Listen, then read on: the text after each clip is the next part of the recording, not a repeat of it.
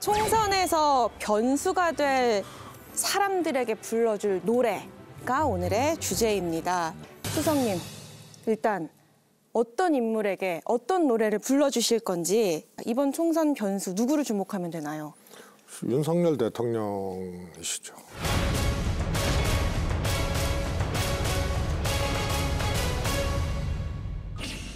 때문에 이번 설 연휴에도 일정이 꽤 많으십니다. 괜찮으시겠습니까? 아이고, 뭐 설 연휴도 제대로 못 쉬는 국민들도 많은데.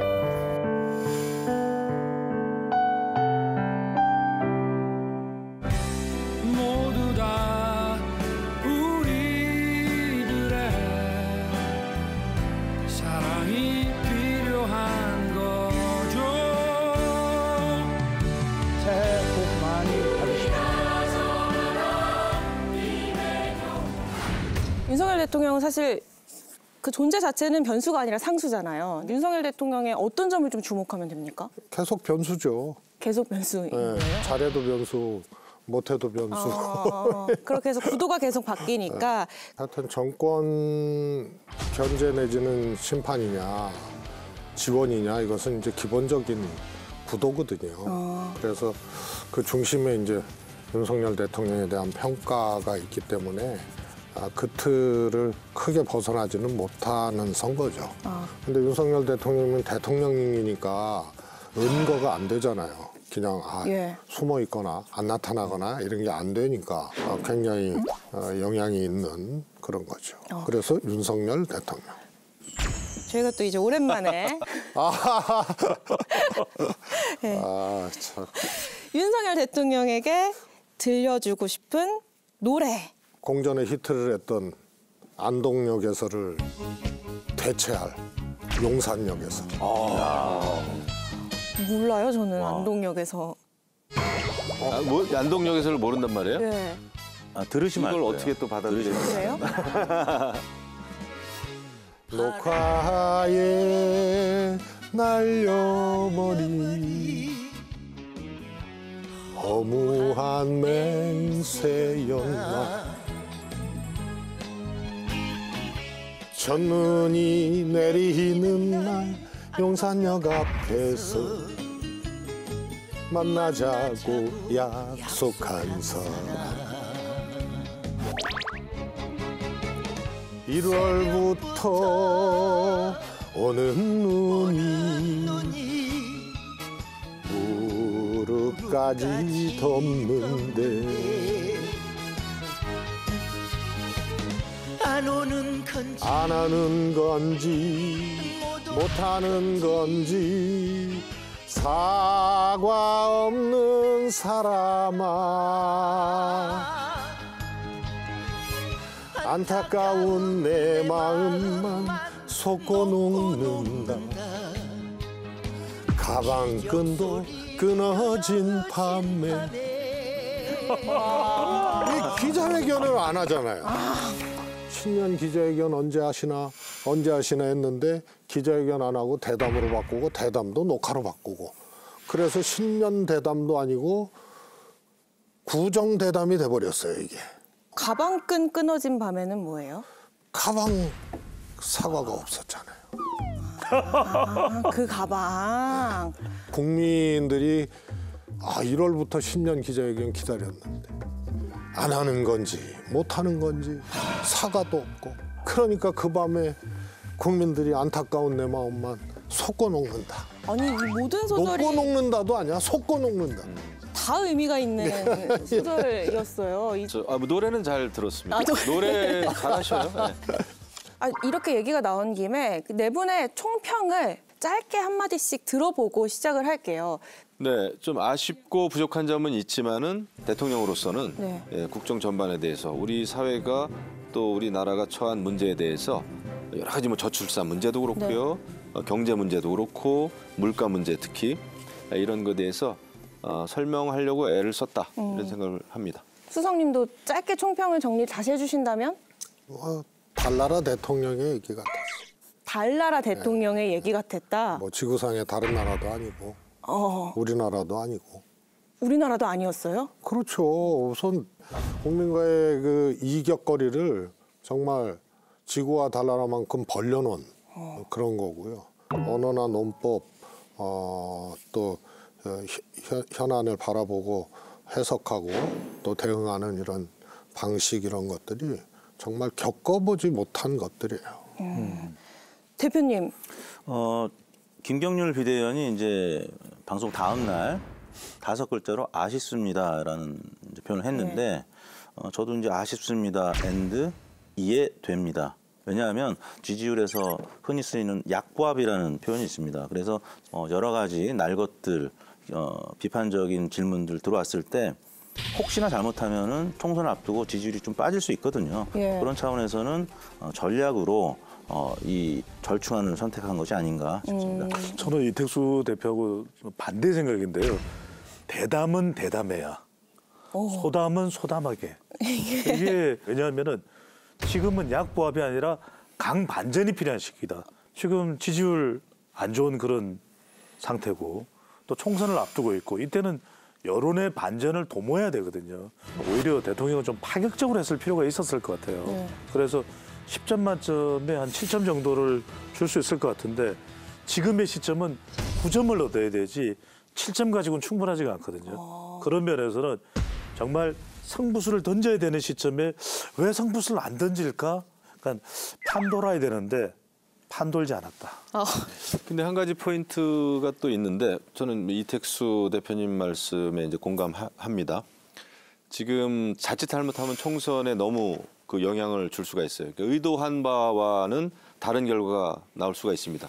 그것 때문에 굉장히 조심을 한 것 같아요. 이번 대담에서 가장 많은 분들이 주목했던 게 김건희 여사 관련 문제에 대해서 윤석열 대통령 어떻게 답변했는지 듣고 오시죠.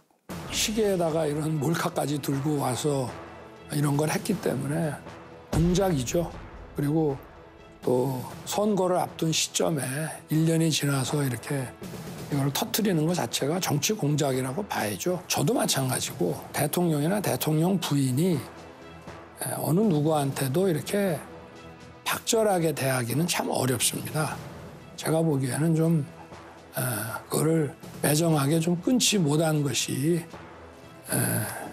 좀 문제라는 문제고 좀 아쉽지 않았나 생각이 되는데 대통령의 공식 첫 답변이 나왔습니다. 어떻게 들으셨어요? 국민들은 대통령 부인이 아는 사람이든 모르는 사람이든 왜 그 명품 가방을 받았냐 이렇게 묻고 있는 거거든요. 그러니까 대답이 이거는 촬영도 공작이고 지금 터트린 것도 공작이고 그리고 매정하게 못 끊는 것이 아쉽다. 엉뚱하게 얘기를 해버린 거예요. 국민들이 묻고 있는 것을 오히려 공격적으로 공세를 해버린 거예요. 이건. 아, 공세를 했다 오히려. 공세를 한 거죠. 정치 공작이라는 공세로 맞받아친 그렇습니다. 거다. 그리고 이게 어떤 의미냐면 이거 다시는 꺼내지 마. 예. 이거 꺼내면 이거는 뇌가냐. 아쉬운 점이 있다고 했는데요. 그러니까 아쉬운 점이라는 거죠. 국민들께 죄송하다 이게 아니잖아요. 그래서 포인트는 공작이에요. 모든 사건은 두 가지 측면이 있습니다. 그 사실의 문제와 해석의 문제인데 예. 저는 그렇게 봅니다. 사실의 문제에 있어서 공작인 건 맞는 거죠.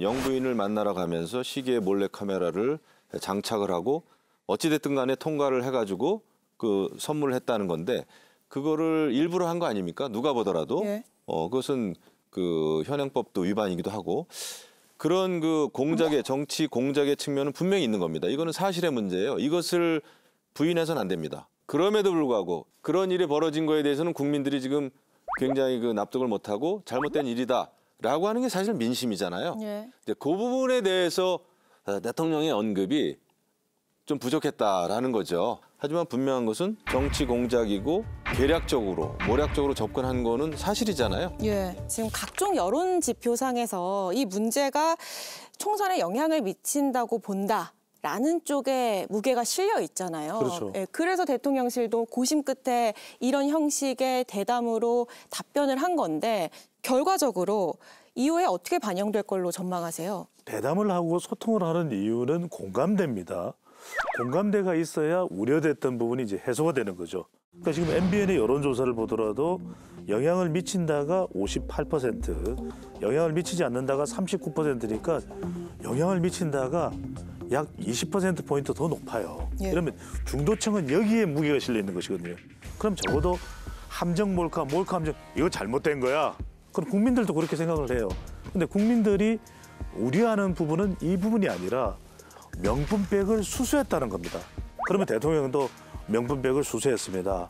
이건 국민들이 심려하고 우려하는 것이므로 잘못됐다고 봅니다. 이게 일치가 되는 거죠. 그러면 공감대가 형성됐다라는 불이 들어옵니다. 그 다음에는 뭐냐면 재발 방지예요. 국민들은 제발 윤석열 대통령, 윤석열 정부의 성공을 위해서 자꾸 국정 운영에 이 김건희 여사 논란이 부각되지 않기를, 또 이게 노출되지 않기를 바라고 있거든요. 그걸 위해서 대통령이 정말 의지, 진정성 있는 눈빛으로 이걸 어떻게 하면 그럼 해소하겠다. 그런 걸 밝혔었어야 돼요. 부속실 검토하고 있다 정도로는 좀 부족했다. 부족하죠. 대표님. 예, 보수층이라도 지키는 전략으로 갈 수밖에 없는 상황이라고 보여져요. 네. 왜냐하면 이제 중도층도 이 부분에 대해서는 좀 비판적인 입장이 있다 보니까 인간적인 면모를 좀 얘기하고, 그래서 매정하게 혹은 박절하게 할 수 없었다라는 부분, 그런 부분을 강조하면서 보수층이라도 좀 지켜내겠다. 30% 안팎되는 그 지지층을 좀 지켜내려고 했던 전략. 그러니까 10점 만점에 9점이면 좋겠는데 입장 변화가 없는 상황에서는 7점이나 8점으로 가는 것이 불가피했다고 판단한 것이 아닌가 싶습니다. 한동훈 위원장 얘기로 좀 넘어가 보면요. 대통령과 당대표 사이의 갈등이라 하면은 공천 문제거든요. 둘러싼 주도권 싸움, 당정 갈등의 불씨가 남아있을지 대통령의 생각은 무엇이었는지 직접 들어보고 오죠. 네, 저는 뭐 대통령이나 또 당의 그 대표 위치에 있는 사람이나 다 결국은 국가와 국민을 위해서 일을 해야 되는 입장이기 때문에 이런 사사로운 이런 게 중요하지 않고, 또 그런 거를 앞세워서 어떤 판단을 하고 이러면 안 된다고 생각합니다. 선거 그 지휘라든지 또는 공천이라든지 이런 데는 관여하지 않겠다고 했고, 그리고 뭐 가까운 사이였지만 제가 총선 끝나고 보자고 했습니다. 호강이 작용하겠습니까? 그분들이 정치하러 총선에 출마하러 나가겠다는 걸 제가 막을 수는 없습니다. 그래서 그 사표 제출을 제가 재간을 했습니다마는 특혜라고 하는 건 아예 기대도 하지 말고 나 자신도 그런 걸 해줄 능력이 안 된다.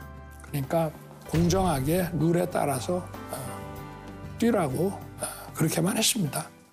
어떻게 들으셨습니까? 일단 의원님 얘기부터 들어볼게요. 지금 그 총선 전국에서 특히 저는 뭐 대통령께서는 해야 될 얘기를 했다, 원칙적으로. 이런 상황에서는 뭐 다른 얘기를 할 수가 없는 거죠. 당무에 관여해서도 안 되고요. 더더군다나 공천에 관여해서도 안 되고, 한동훈 비대위원장이 잘해줄 거라는 저는 믿음이 깔려 있다고는 봅니다. 이 답변에요? 예. 여태까지 또 쭉 검사 시절에도 그 팀워크를 그렇게 이뤄가지고 해왔고, 일을. 그래서 저는 지금도 뭐 그 마음 자체는 완전히 변한 게 아니다. 지난번에 그래서 다소 불편한 점이 있었겠지만은 식사를 하면서 많은 얘기가 저는 오고 갔으라고 보는데, 원칙은 지키는 것을 원칙으로 하지 않겠나, 저는 이렇게 생각합니다. 뭐 법적인 문제 때문에 사실 직접적인 개입이나 관여를 할 수가 없는 그런 테두리 내에서의 이제 답변을 한 것 같은데, 국민들은 실제로 그렇게 안 믿을 거고, 과연 한동훈 비대위원장이 어떻게 보면 1차 갈등 그 부분이 있었는데 2차 갈등이 또 있을 거라고 보는 분들의 여론이 더 많다고 생각을 해요. 그렇기 때문에 2차 갈등이 벌어졌을 때 어떻게 수습할 것이냐, 결국 한동훈 비대위원장과 여러 비대위원들의 몫이다. 앞으로 지켜봐야 될 부분인 것 같습니다. 앞으로 실천이 중요한데 2차 갈등은 벌어질 거다의 무게가 실려있는. 예, 저도 그렇게 보고 있고, 또 사실 이명박 대통령 때 박근혜 이제 당대표하고의 갈등이 계속 있었습니다. 그래서 여당 내에서 야당 역할을 박근혜 대표가 했기 때문에 또 나름 총선에서 선전한 부분도 있거든요. 그래서 갈등은 어느 정도 있어야 된다고 보고요. 그런 갈등이 있기 때문에 여당이 또 살아남을 수 있다고 보기 때문에 저는 2차 갈등 분명히 있을 거라고 봅니다. 표면의 갈등은 드러날 것 같지는 않아요. 왜 그러냐면 김건희 여사와 관련된 논란은 중도층, 중간지대 유권자층에 타격을 주는 거라면 공천 갈등은 지지층이 분열됩니다. 윤석열 대통령이 대담해서 소위 부답, 웃을 뿐 답이 없는 건 알아서 할 거예요. 이 이야기입니다. 그 이야기는 갈등으로 불거지는 순간 TK, PK 지지율과 선거 환경까지 타격을 받아요. 그러니까 말 그대로 네 글자입니다. 텔레파시. 묻지 않아도 아는 것이고 보지 않아도 아는 것이겠죠. 지금 이 공천과 관련해서는 그런 서로 간에 이해에 상충되는 부분이 있더라도 그거는 물밑에서 겉으로 드러나지 않게 잘 이것을 다독거려서 가져가겠다. 그렇지 않으면 선거가 엉망이 될 거예요. 우선은 총선 끝나고 보자 했다. 대통령이 한동훈 위원장한테. 그거는 뭐냐면 한동훈 위원장이 엄청 마음에 안 드는 거예요. 이게 마음이 상한 거예요? 이미 이제 강을 건너고 뗏목을 불태워버린 거야. 그 두 분의 관계는. 예. 윤석열 대통령이 그래요. 그냥 정치적인 경쟁자도 그냥 악착같이 끝까지 뒷급 발휘하는 분 아니에요. 그런데 김경률 비대위원 같은 소위 말해서 김건희 여사에 대해서 맹공을 하고 문제 제기를 하고 했던 분이 또 마포울에 가서 정청래 잡겠다고 또 한동훈 위원장하고 손을 같이 들었단 말이에요. 이런 게 이제 하나의 이제 감정이 이제 작동을 한 거죠. 이게 정치라는 게 묘해가지고요. 전체적으로 공천이 이루어지더라도 한두 가지 대통령 입장에서 마음에 안 들거나 저거 안 되는데 하는 게 나오면은 감정이 그야말로 그냥 폭발을 하면서 관계가 이제 더 이제 악화되고 그러는 거죠. 근데 총선을 치러야 되고 공천을 해야 되니까 이 문제는 이제 어떻게 잘 봉합하고 피해 가려고 하겠죠. 그러나 지뢰는 저는 있다고 봐요. 근데 이거는 계속 긴장 관계가 지속될 수밖에 없습니다. 다 이제 자기 어떤 게임을 벌여요. 공천 때는. 그래서 그것을 피할 수 없다. 다만 이제 그거를 얼만큼 양쪽에서 인내하면서 힘 조절을 잘 이제 해 나가는 게 그게 저는 정치라고 봅니다. 결과적으로 이번 대통령 신년 대담, 대통령 지지율 상승에 도움이 될지. 도움이 안 되죠, 당연히. 겪어보지 못한 대통령의 태도와 대처를 목격을 한 거거든요.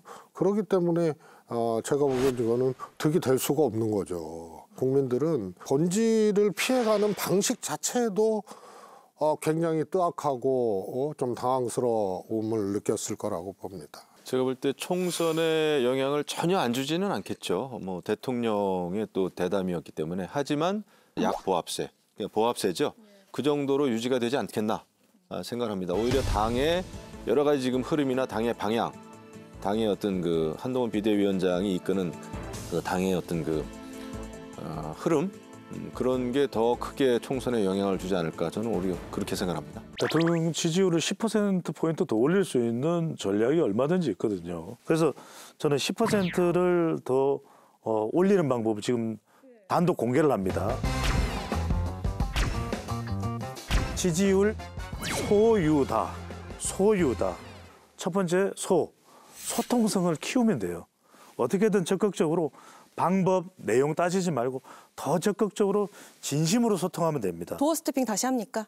도어 스태핑 형식이 중요한 것이 아니라 언제든지 기자들과 만날 수 있잖아요. 그냥 계란말이 만들어가면서 김치찌개 끓여가면서 맛있는데요? 이러면서 하면 되는 거고. 향기 나는 연필로 쓴 일기처럼 숨겨두었던 마음 기댈 수 있는 어깨가. 두 번째는 뭐냐면 저는 유연성입니다. 유연성. 대통령이 되고 나면 중도도 받아들일 수 있고 진보도 받아들일 수 있고 단 무엇 때문에 대한민국을 위한 거라면, 우리 국가의 성장과 발전을 위한 거라면, 우리 국민들의 통합을 위한 거라면, 마지막으로 다양성입니다. 검찰도 필요하고 서울대도 필요하고 지방대도 필요하고 의대도 필요하고 기술자도 필요하고. 근데 너무 여기 특정한 좀 출신들에게만 꽂혀 있는 건 아닌가라는 자꾸만 의구심을 불러일으킬 이유가 없거든요. 다양성. 이 소유다만 대통령이 바로 시행에 들어가도 지지율은 10%포인트 올라가게 돼 있어요. 어차피 이번 총선은 한동훈 비대위원장이 견인차 역할을 해줘야 됩니다. 지지율도 지금 한동훈 비대위원장에 대한 기대감, 신뢰감이 대통령 국정수행 긍정평가보다는 지금 높게 나타나고 있고, 원래 선거라는 것이 대통령에 대한 회고적 평가, 이른바 이제 정부에 대한 평가를 이제 하는 선거로 치러질 가능성이 높은데 그런 차원에서 어차피 공격은 한동훈 비대위원장이 하는 거고요.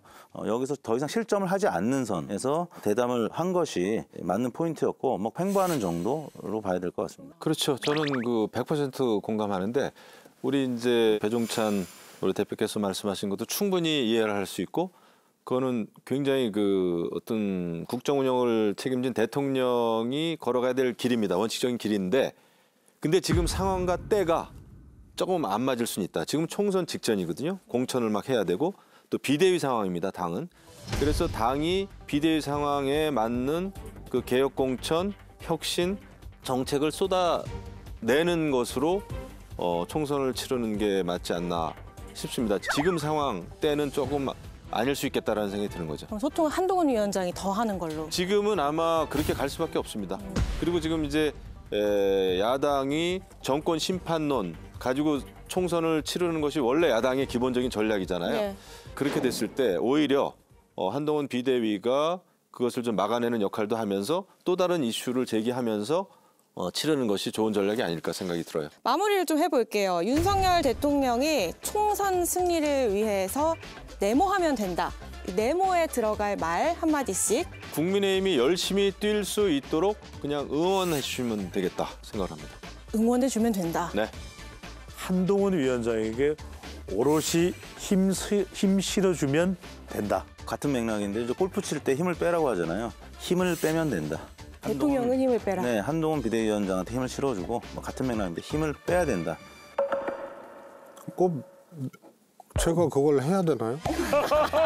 민주당 입장에서는 어디 빠져 계시지 말고 자주 나타나셔서 잘 하시도록 노력하시는 모습을 국민들께 보여주시다 보면 민주당이 잘 되지 않겠나 싶습니다. 아, 예.